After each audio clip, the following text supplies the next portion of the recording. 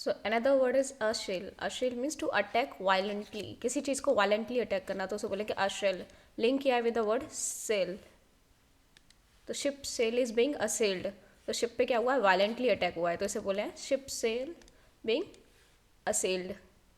तो सेल क्या होती है, इस तरीके से फैब्रिक स्ट्रक्चर होता है शिप में, जो क्या करता है, हवा के साथ शिप को ले जाता है. तो ये इस टाइप का फैब्रिक स्ट्रक्चर होता है, इसको बोलते हैं cell.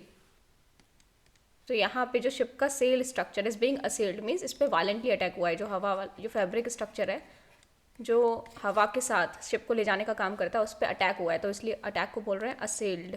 So ship shells is being assailed. So assail means to attack violently. So will see the examples.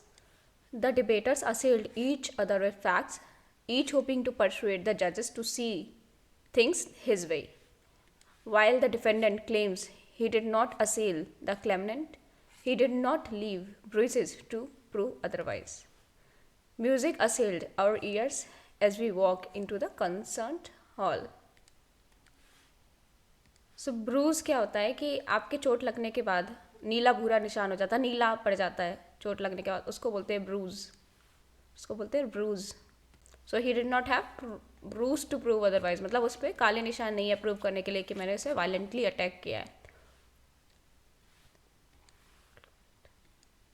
So while the defendant claims he did not assail the claimant, he did not have bruises to prove otherwise.